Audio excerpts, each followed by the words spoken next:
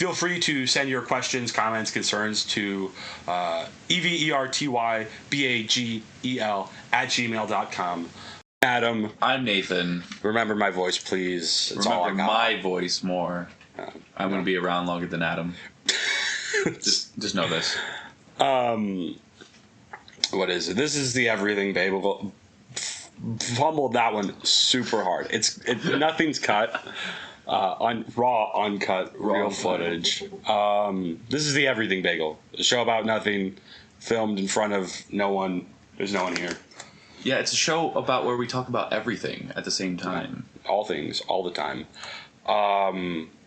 Today, we're going to talk about going too fast in specifically Commander, because that's what we play most often.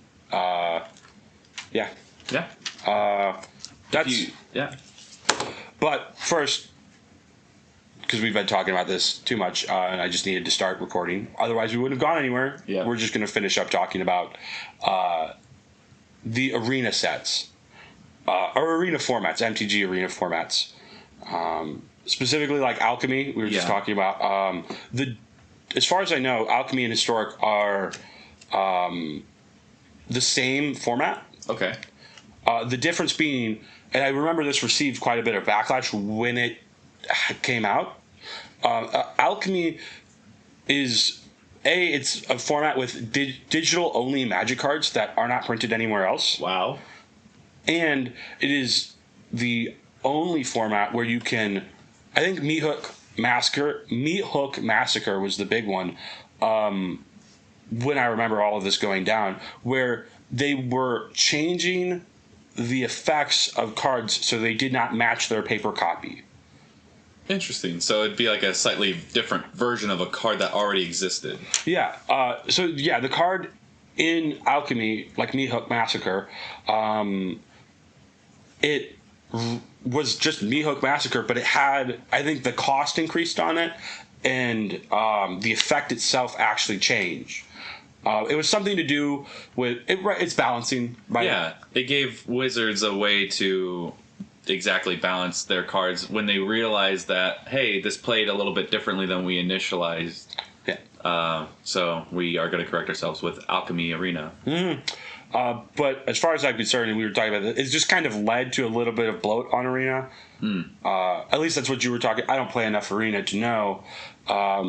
But I mean, specifically for like a new person getting into the game, where you hop in on Arena, where it is the only place to play free Magic. Yeah.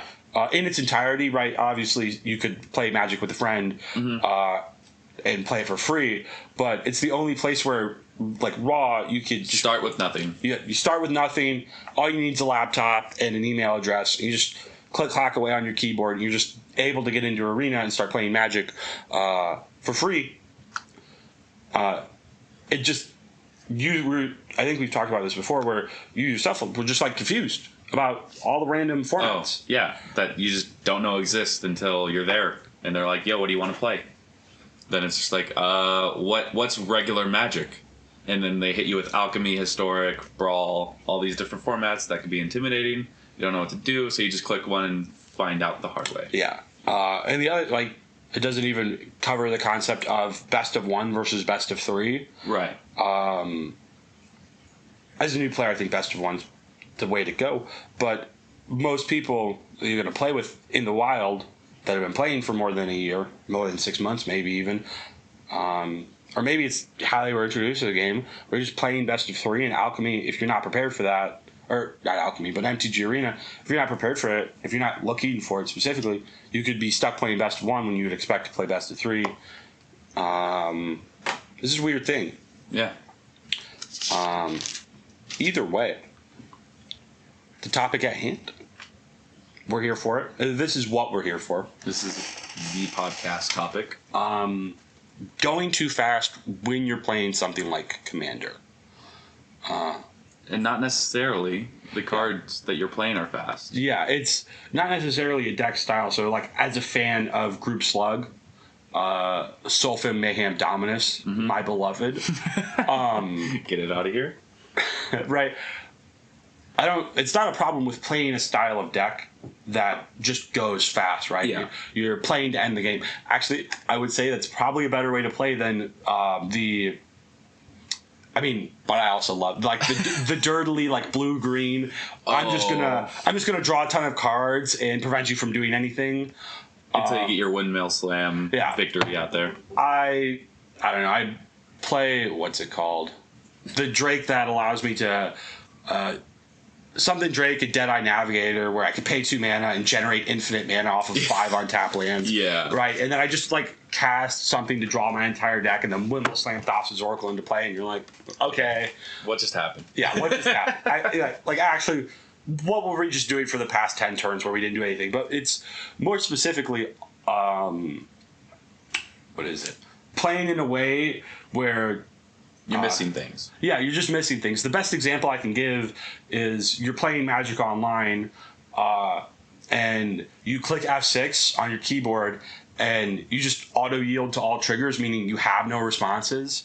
And then or in a sense, like you go up to go to the restroom, and people forget about you playing there, and you have your 2 open blue mana, and the person in front of or across from you casts Armageddon, and you're like up in the restroom, you're just F6, you're auto yielding. And Armageddon resolves, and it's like, okay, everyone picks up their lands, and you come back for the restroom, or you like realize what's going on. And you're like, I had 2 blue open mana and counterspell in my hand. It's like, what are you doing, guy? And you just absolutely blunder what you're trying to do. That's what we're talking about today. Yeah. And we should have been paying attention. Don't go to the bathroom mid-magic. Yeah, don't go to the bathroom mid-magic game. Someone's going to cast Armageddon on you. Specifically you, no one else. Targeted Armageddon. Oh god. Yeah, because the guy sitting next to you cast Teferi's Protection, and the guy that cast the Armageddon cast Sylvan Awakening, so all of his lands are indestructible. Oh. And the other guy cast Heroic Intervention. Eerie Intervention. Isn't there like an Eerie Intervention or something like that? In white. God, I think there's a massive blink spell. Yeah. I think it might be Eerie Interlude. Sorry. Don't quote me on that. I'm pretty sure you're right. Well, yeah, you get one-sided board wiped, and it's because you were in the restroom and no one saw your 2 blue open mana and was like, I wonder what he's doing with that. He's only been playing, 2-drop flying bird tokens this entire game or whatever. What is it? Yeah. We're trying to figure out what the main problems are for playing too fast and loose are. One of the bigger problems is just what was that first bullet point you had on your paper? Just overall generating feel bad moments. Yes. Something like quite literally what we just talked about. Yes. Where you miss your instance or flash spells, you have a response, but you just weren't paying attention, or the other person was playing in such a way where you weren't comprehending what they were doing in its entirety, and so you just sit there and are angry with yourself. Yeah, and this can be easily preventable in real life Magic Commander tables where you're just asking everybody, does this resolve? Any responses? And even when you're doing that, it's very important for you guys to know the proper way to know priority, so you know which way to go about it, so you're not angle shooting another person in the foot. And we'll get to that in a minute. Yeah. Missing upkeep triggers, right? Yeah. I do this. Search for Azcanta is one of my pet cards. I played it in Modern a while back, so I just love jamming it in blue decks.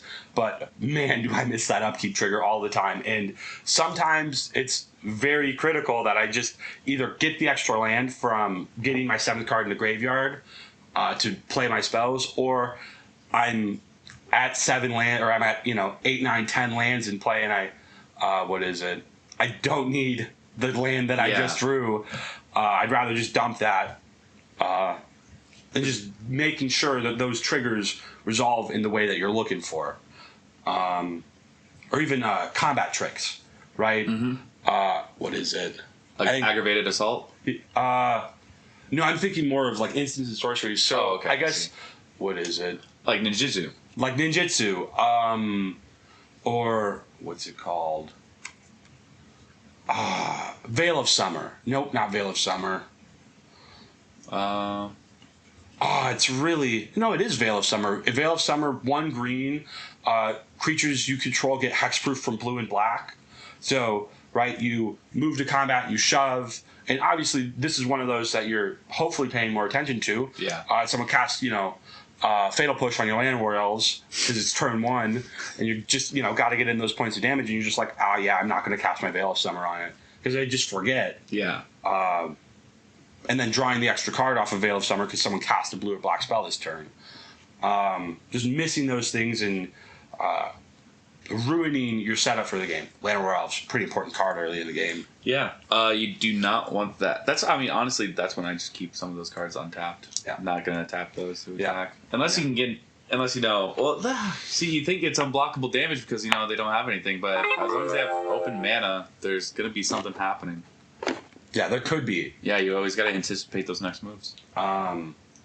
The idea that there could be is the entirety of this podcast, right? There could be something going on over there.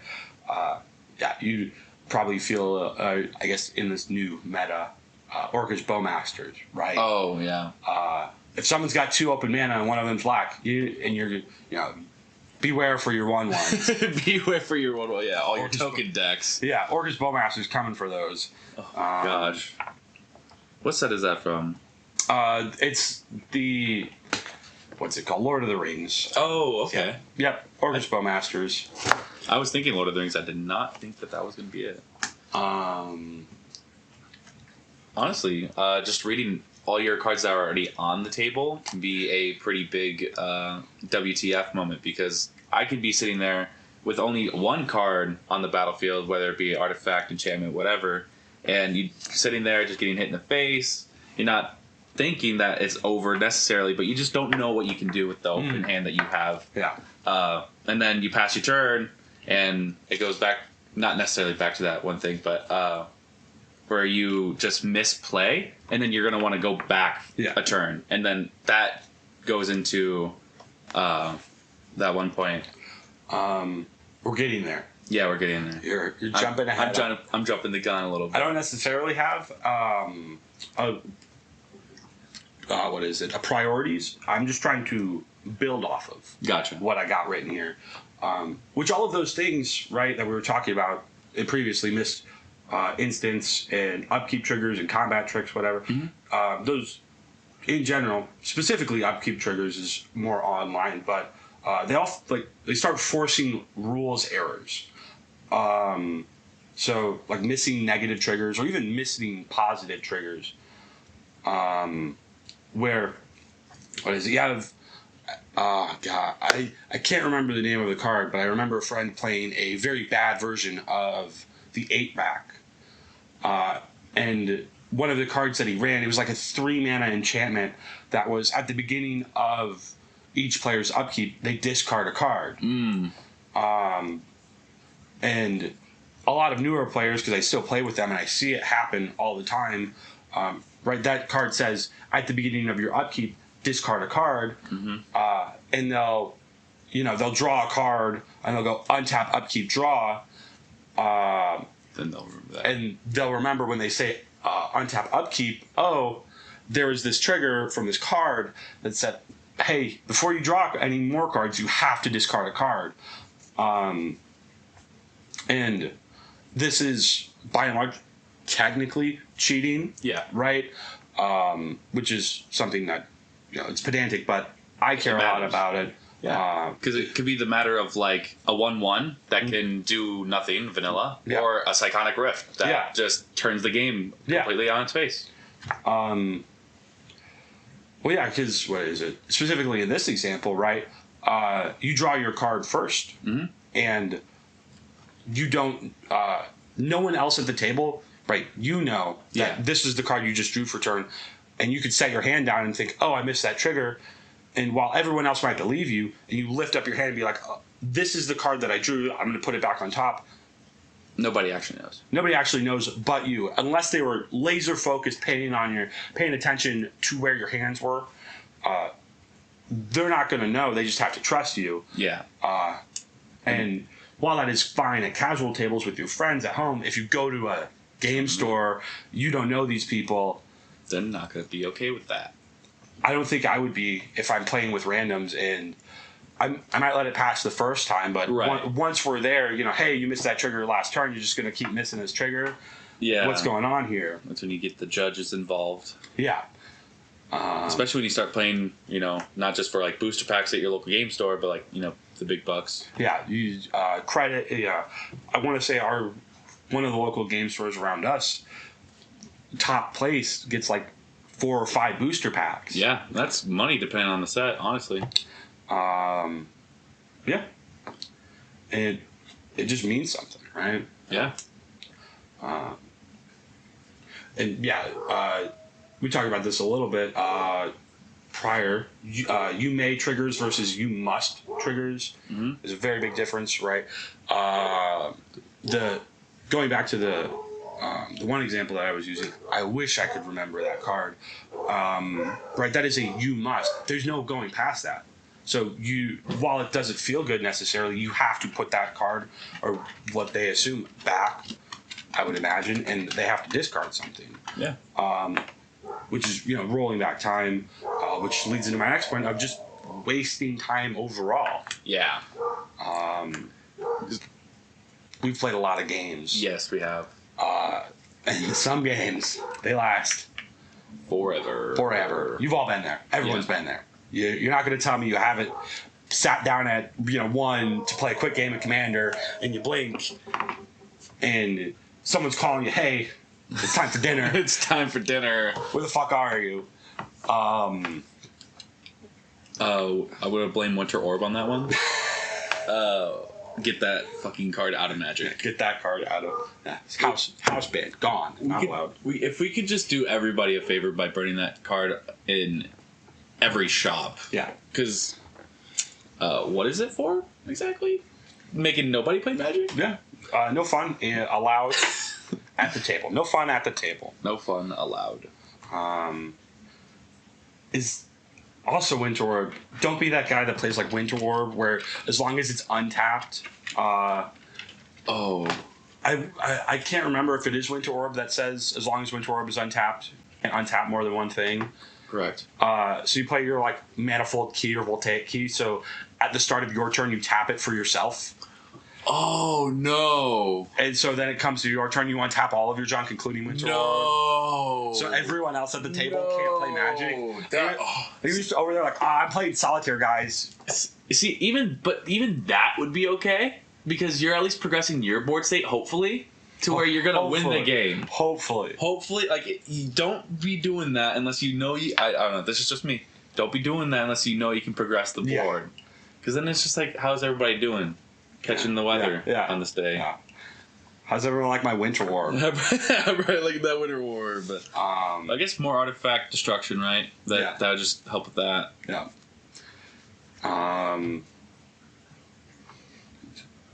God. But yeah. Yeah. Where were we at? Yeah, having to go back. And then arguing over something like hypothetical scenarios. Yes. Because if you went like say that you missed that upkeep trigger to discard a card, you drew a card, and even though everybody said it was okay that you put the card back that you put back, and it was something else. So you played a different card entirely. Yeah. Then you're talking about an entirely different game almost at that point. Yeah, butterfly effect. Different. Yeah, you're playing a different game than the game that you sat down to play at that point. Yeah.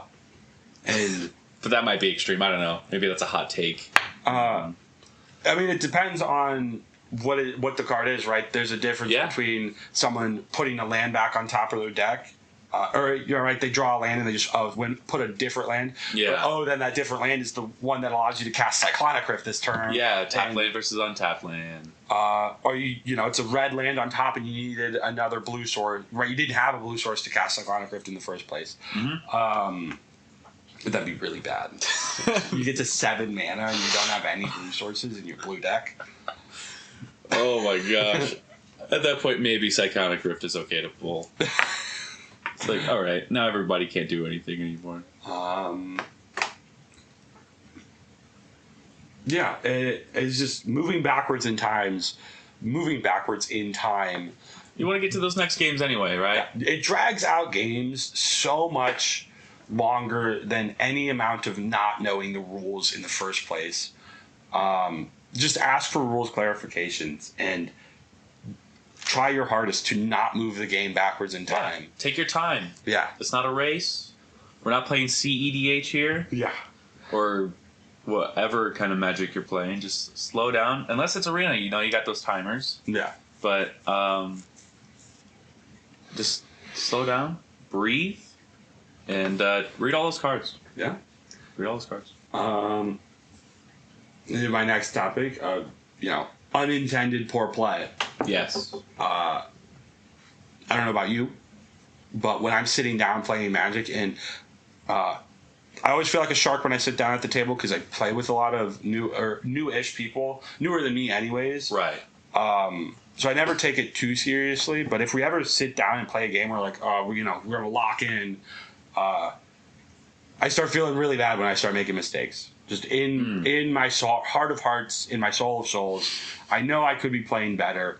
And this is where you get into the stage where you're like, you just stop playing at that point to win the game maybe, but you start like, I missed this trigger, so I'm going to take it out on them, or I'm going to take it out on a specific person, right? The person who cast to destroy my creature, whatever. I'm going to take it out on them, and then I stop playing to win, and I start playing to hurt somebody else's fun. Yeah. I don't do that anymore.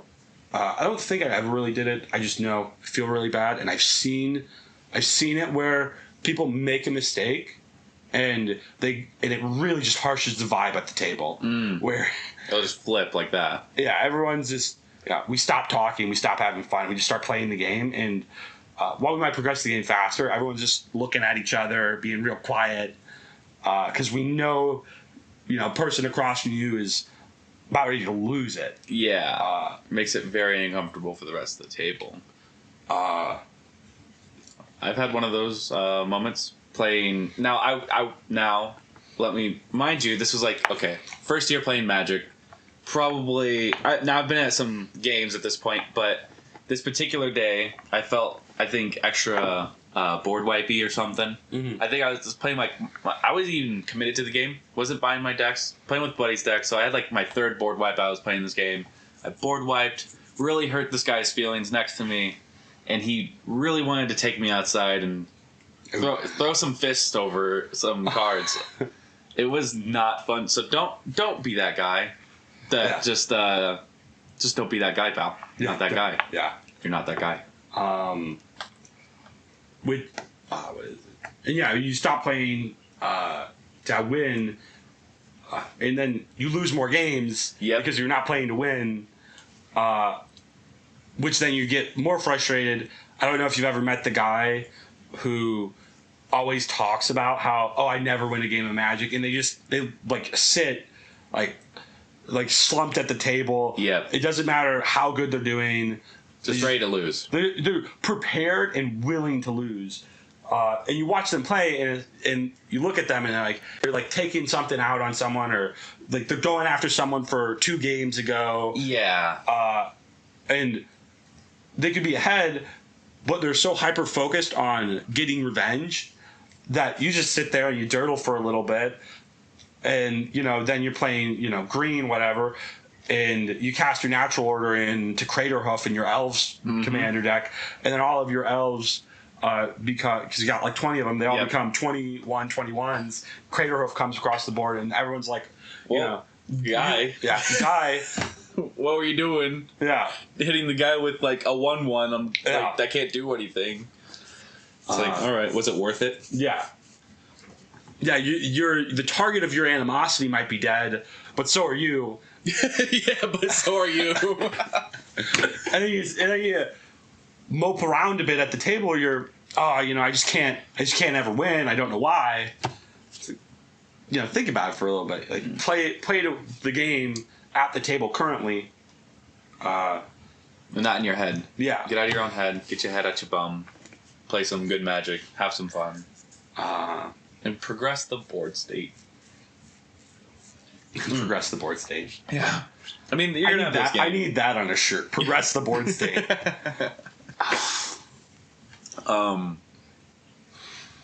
Even sometimes I run into this problem a bit. Mm-hmm. I don't even when I'm playing cool, calm, and collected. I still won't tap my mana right. Yeah.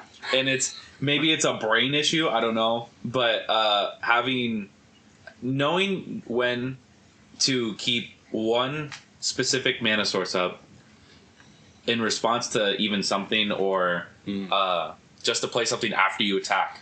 You just gotta slow down, breathe, and look at the mana cards, like the mana cost of those cards, and just make sure that you're gonna be able to play those cards when you want to. Make sure you have all of the colors you need for the turn prior to casting spells. Yes, exactly. You do telegraph a bit there, but I would rather be able to play the spells that I have in my hand and maybe give some of them knowledge away to the others than play one spell, realize I tap all my red mana, and now I'm not allowed to play my blasphemous act and wipe the board. Because you can pump up your creatures and then wipe everybody out, but if you only have if you have enough mana but don't tap it right, you just screw your pooch, and now you're halfway there, and now everybody's gonna be focused on you. Yeah. And this is the last topic I have written down when it comes to going too fast when you're playing, and that is where we've talked about a lot of exceptions where you just sometimes you have to make exceptions. Is run into the problem where at that point are you actually learning how to play the game and getting better, right? Right. Mulligans, not in the sense of redrawing your hand at the start of the game, but mulligans in terms of takesies, backsies, they don't allow you to learn. And there's a difference between mulligans when you've been playing for 1 week and mulligans when you've been playing for 1 month, and mulligans when you've been playing for 6 months, and then mulligans when you've been playing for a year. There's also a wide spectrum if you're playing an archetype that you really know, right? Talk about my group slug. I feel like I understand that. My other deck is mirrors. I feel like I really understand that. If I were to go into something like Doomsday to go full competitive, I guess even then when you change formats, right? There's a difference between EDH and CEDH. For sure. Right? And so there's a difference between, it being your first time and it being your 10th time. 10th time. And if once you reach your first month, you should start to, at least realize how to play the game. Yeah. And realize what you can do, what you can't do. At that point, you should know the sequence of the turns. Yeah. Just drill the up-tap, upkeep into your head and draw. Phase untap, upkeep, draw. I say it to myself at the start of every turn. It doesn't matter how long I've been playing. Yep. And when you don't think you'd need it, it's right when you need it. Yeah, because as much as we talk about this spectrum of how long you've been playing, I try not to get in my head too much about it, but sometimes it does become frustrating to re-explain core concepts of the game. How do you cast a spell? How many lands can I play in a turn? When can I play instants? When can I play sorceries? Sometimes it gets a little frustrating when you've been playing with the same dude for a month and they're still not picking it up. He's talking about me. No, you're fine. But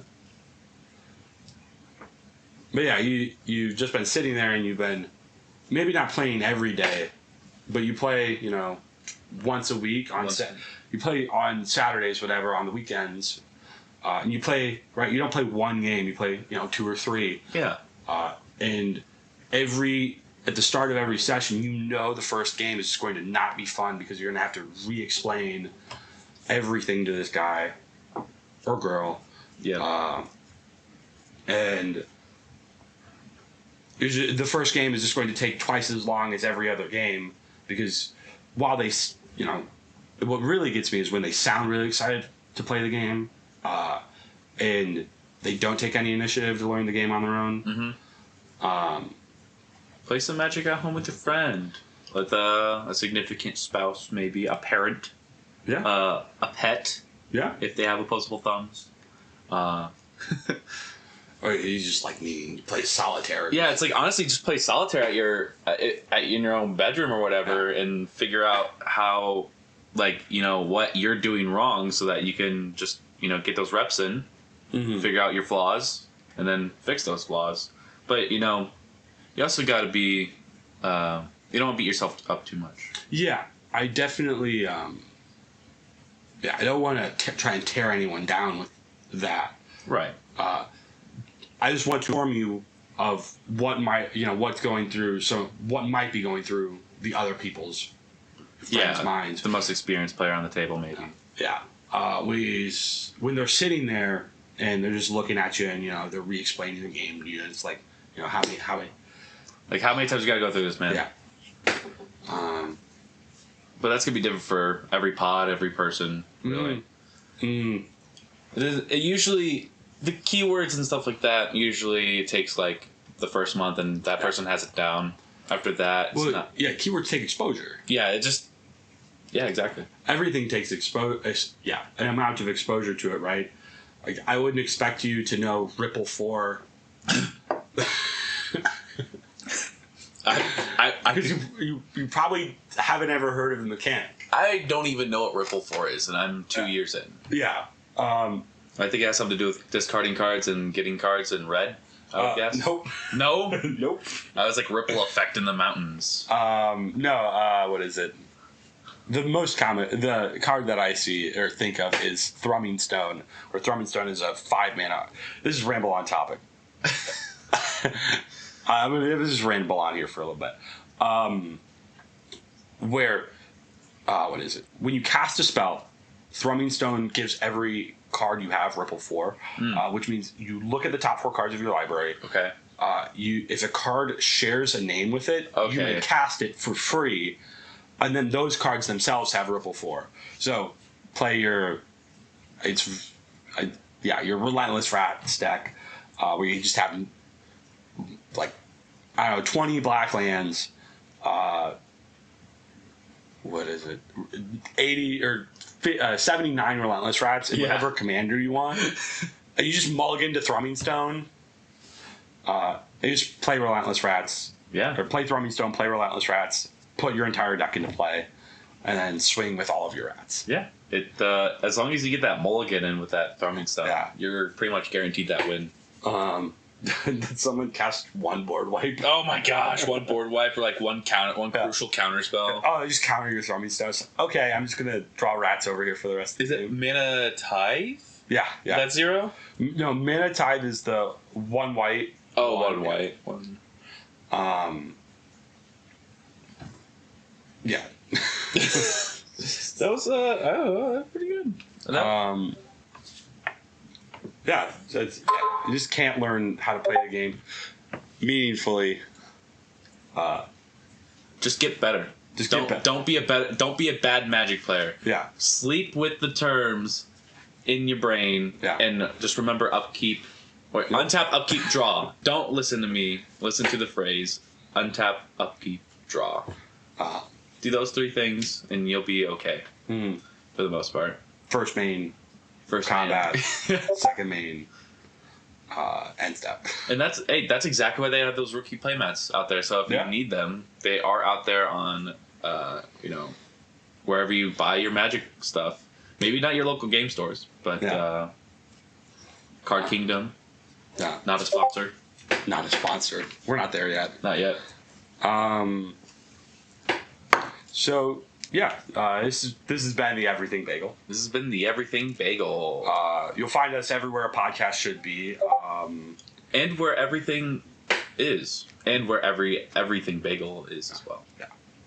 You'll find us in every seed. Find us in every seed, yeah. And just remember, have a good morning, a good afternoon, a good evening, and don't forget, take a bite out of everything.